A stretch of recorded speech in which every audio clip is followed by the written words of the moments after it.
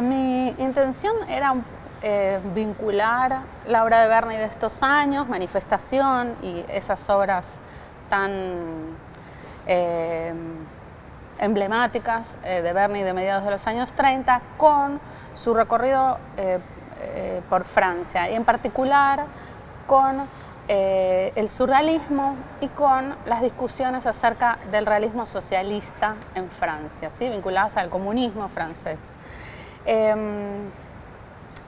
Bueno, Berni hace un primer viaje de estudios y en el año 26 ya está en París. Él dice haber conocido, en entrevistas posteriores, dice haber conocido a André Breton, uno de los líderes del movimiento surrealista francés, en ciernes, arrancando en ese momento.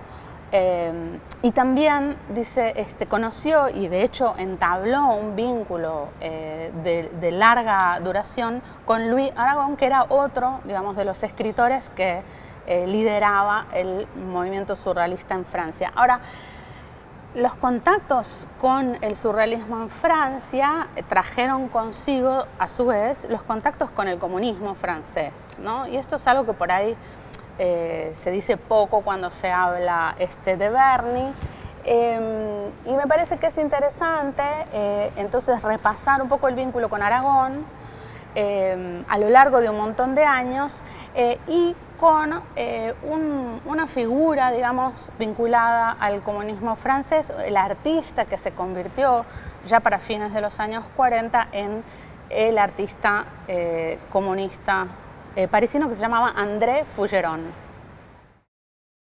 André Fougeron, que había hecho un giro en su producción desde una pintura modernista más cercana al Picasso de esos años, digo al Picasso del Guernica si quieren, hacia una pintura más voluntariamente feísta, ¿no? Y la pintura más, me parece clara en ese sentido, se llama Las parisinas en el mercado, que muestra figuras femeninas, rotundas, visiblemente pobres en la pescadería, digamos, de la feria, ¿no?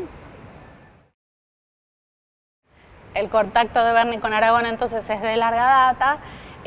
Por ejemplo, Berni participa en una encuesta que organiza Louis Aragon en una revista francesa comunista, preguntándose hacia dónde va la pintura. Esto ya es en el año 35, si no me equivoco, de modo que después de regresar a la Argentina en el año 30, digamos, Berni sigue en contacto con Aragón.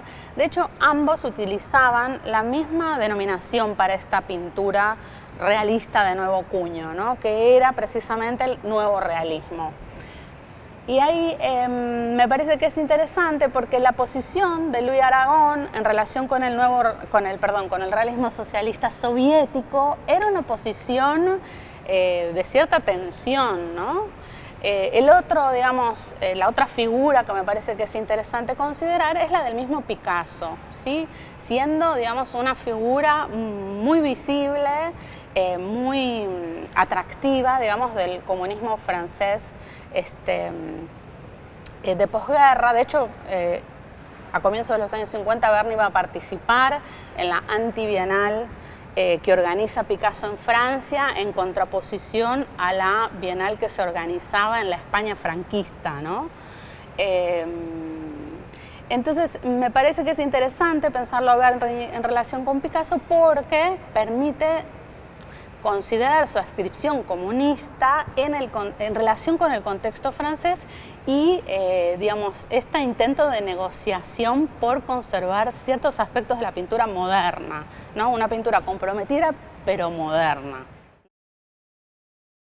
En relación entonces con los lazos con el comunismo, me parece que hay un dato biográfico que es importante y que sirve un poco para consolidar esta hipótesis, que es que en el 29 Berni se casa con Paul Cazenave, o Paule Cazenave, que era una escultora a quien había conocido, digamos, en una de las academias modernas donde Berni estudió pintura.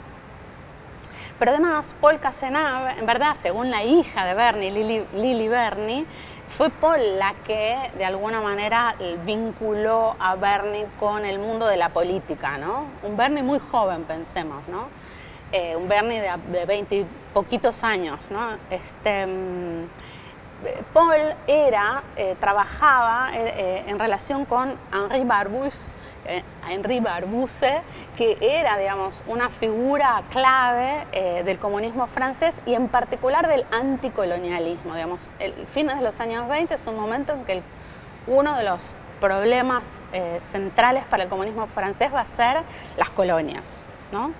Entonces es en esa coyuntura en donde un extranjero, un argentino muy joven, encuentra encuentra empatía por parte de estos líderes comunistas.